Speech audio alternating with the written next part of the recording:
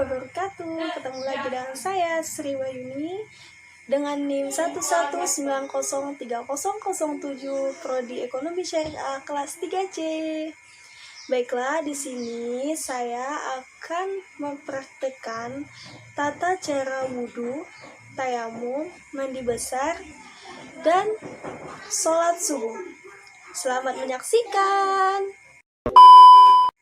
Nah, yang pertama saya akan membahas tentang tata cara berwudu. Sebelum saya mempraktikkan tata cara berwudu, saya akan memperkenalkan terlebih dahulu apa arti wudu. Nah, wudu menurut bahasa yang artinya bersih atau indah.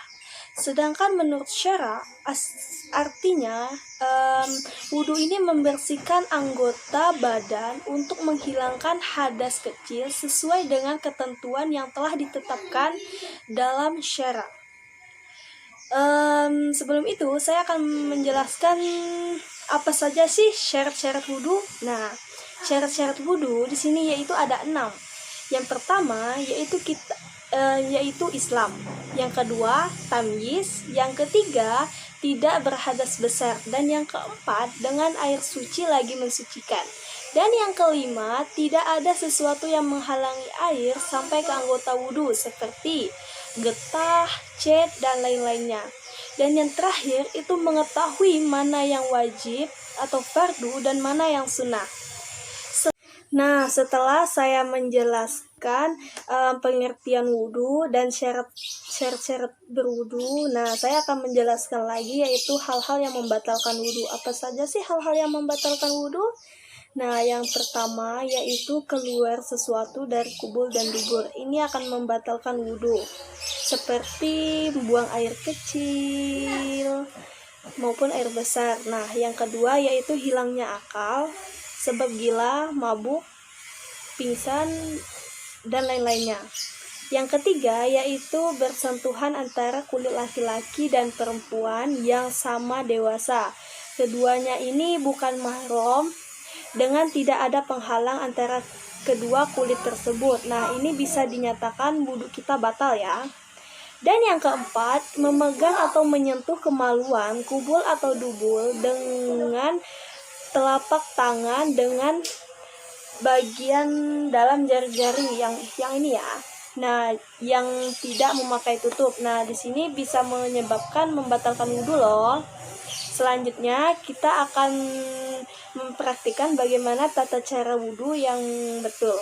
Selamat menyaksikan. Tata cara berwudu yang pertama yaitu membaca Bismillahirrahmanirrahim sambil mencuci kedua belah tangan sampai pergelangan tangan dengan bersih sebanyak 3 kali. Selesai membersihkan tangan, terus berkumur-kumur 3 kali sambil membersihkan gigi. Selesai berkumur, terus mencuci lubang hidung sebanyak 3 kali. Selesai mencuci lubang hidung, terus mencuci muka 3 kali, mulai dari tempat tumbuhnya rambut kepala hingga bawah dagu dan dari telinga kanan ke telinga kiri sambil membaca niat wudu yaitu nawaitul wudu'a li raf'il hadasil asghari fardhon lillahi ta'ala. Selesai membasuh muka, lalu membasuh kedua belah tangan hingga siku-siku sebanyak 3 kali.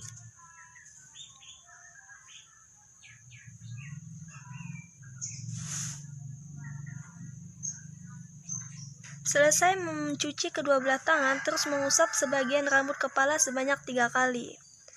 Selesai mengusap sebagian rambut kepala, terus mengusap kedua belah telinga sebanyak 3 kali.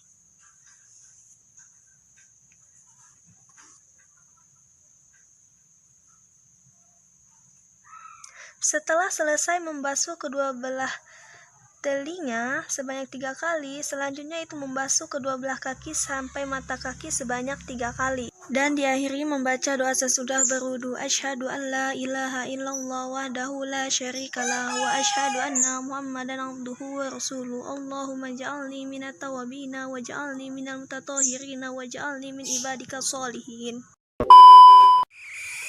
Baiklah, selanjutnya saya akan membahas tentang tayamum. Sebelum saya menjelaskan atau mempraktikkan tata cara tayamum, saya akan menjelaskan terlebih dahulu apa itu arti tayamum. Nah, tayamum di sini tuh mempunyai arti mengusap muka dan dua belah tangan dengan menggunakan debu yang suci berdasarkan beberapa syarat yang telah ditetapkan. Tayamum dapat menggantikan wudhu dan mandi juga loh, sebagai keringanan bagi orang yang tidak dapat menggunakan air dengan syarat-syarat tertentu. Apa saja sih syarat-syarat tayamum? Nah, syarat-syarat tayamum di sini ada 5. Yang pertama yaitu tidak adanya air. Yang kedua, berhalangan menggunakan air yaitu karena sakit. Nah, di sini diperbolehkan menggunakan tayamum. Selain itu, yang ketiga, telah masuknya waktu sholat. Maksudnya telah masuk waktu sholat di saat kita perjalanan jauh atau kemana gitu, kita ini tidak menemukan air. Nah, di sini kita dibolehkan menggunakan tayamum. Dan yang keempat, pada saat perjalanan dan suka mendapatkan air. Itu sama ya, seperti penjelasan yang nomor 3. Dan yang kelima, yaitu menggunakan debu yang suci. Nah, selain ada pengertian tayamum, syarat-syarat tayamum, saya akan menjelaskan apa saja sih hal-hal yang dapat membatalkan tayamum. Nah, hal-hal yang menyebabkan atau yang membatalkan tayamum yaitu ada 3. Yang pertama, segala yang membatalkan wudhu, seperti keluarnya kubul dan dubul, membuang air kencing gitu, air kecil. Nah, yang kedua yaitu ada air sebelum sholat, kecuali karena sakit. Maksudnya di sini, di saat kita ingin sholat dan kita sudah melaksanakan tayamum. Nah, sedangkan di saat kita mau menuju masjid atau mau sholat nih, kita melihat ada air di situ. Nah, di sini menyebabkan bahwa tayamum kita itu batal loh, karena kita itu sudah menemukan air, jadi kita diwajibkan untuk berwudu dan tayamum kita akan batal. Yang ketiga yaitu keluar dari Islam atau murtad. Selanjutnya saya akan mempraktekkan tata cara melaksanakan tayamum.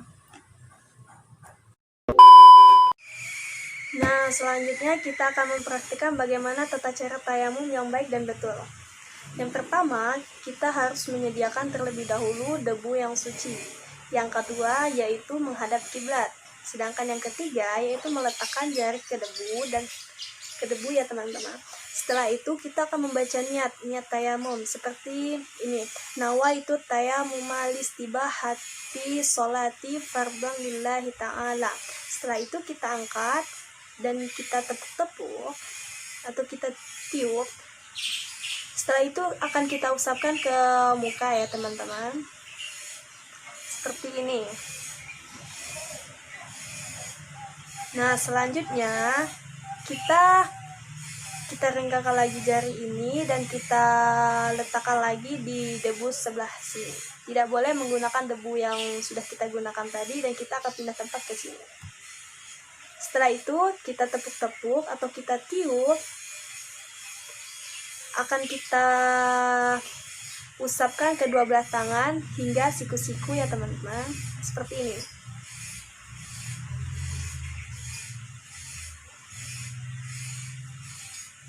Dan dibalas dengan selanjutnya. Nah, cukup sekian tata cara tayamum dari saya. Selanjutnya kita akan membahas tata cara mandi wajib. Nah, materi yang ketiga yang akan kita bahas yaitu tentang mandi wajib. Sebelum saya akan mempraktikkan bagaimana cara mandi wajib, saya akan menjelaskan terlebih dahulu pengertian dan sebab diwajibkannya kita untuk mandi. Yang pertama, pengertian mandi atau hukum mandi wajib. Nah, mandi wajib yaitu meratakan air ke seluruh badan dengan maksud untuk bersuci dari hadas besar yang disebabkan bersegama, haid, nifas, dan ibu yang melahirkan. Hukumnya mandi wajib ini wajib ya teman-teman. Nah, apa saja sih sebab-sebab yang diwajibkan kita untuk mandi? Nah, yang pertama yaitu bersetubuh walaupun tidak keluar air mani. Nah, yang kedua yaitu keluarnya air mani. Di sini kita diwajibkan mandi ya teman-teman. Yang ketiga yaitu mati yang bukan mati syahid. Sedangkan yang keempat yaitu nifas, yaitu nifas keluarnya darah setelah melahirkan. Sedangkan yang kelima yaitu berhentinya haid bagi perempuan menstruasi. Sedangkan yang keenam yaitu melahirkan atau wiladah. Nah, selanjutnya kita akan mempraktikkan bagaimana tata cara mandi wajib. Baiklah, selanjutnya kita akan mempraktikkan bagaimana tata cara mandi wajib. Di sini ada 3 cara dalam mandi wajib. Yang pertama yaitu niat.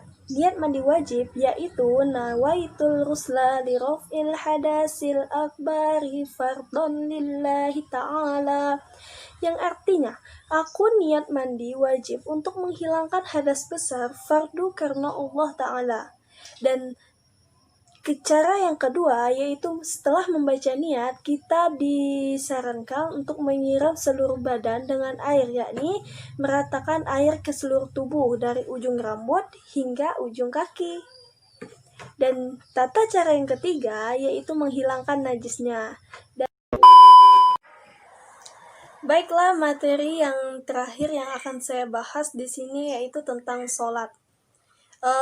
Sholat ialah berhadap hati kepada Allah sebagai ibadah dengan penuh kehusyukan dan keikhlasan di dalam beberapa perkataan dan perbuatan yang dimulai dengan takbir dan diakhiri dengan salam, serta menurut syarat-syarat yang telah ditentukan syara.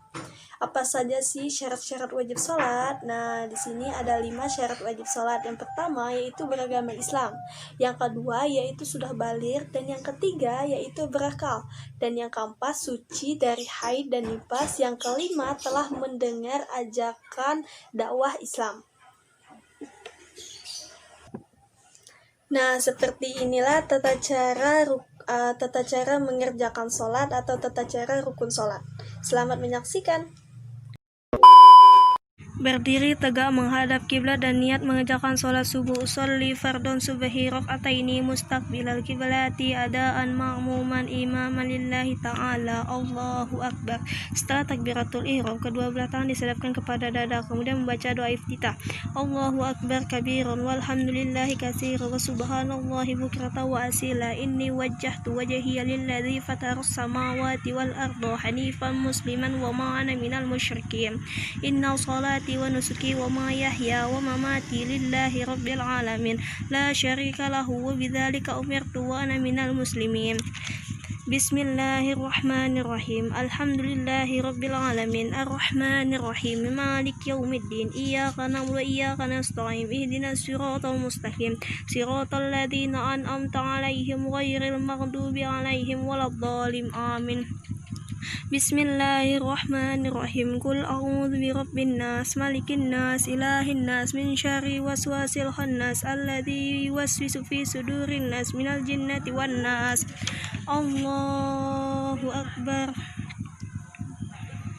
Subhana rabbiyal azimi wa bihamdi, subhana rabbiyal azimi wa bihamdi, subhana rabbiyal azimi wa bihamdi. Sami Allahu liman hamida. Rabbana lakal hamdu mil'us samawati wa mil'ul ardi wa mil'u ma syi'ta min syai'in ba'du. Allahu akbar. Subhana rabbiyal ala wa bihamdi, subhana rabbiyal ala wa bihamdi, subhana rabbiyal ala wa bihamdi. Allahu akbar. Rabbighfirli warhamni wazburni warfa'ni warzuqni wahdini wa'afini wa'fu anni. Allahu akbar. Subhana rabbiyal a'la wa bihamdihi, subhana rabbiyal a'la wa bihamdihi, subhana rabbiyal a'la wa bihamdihi.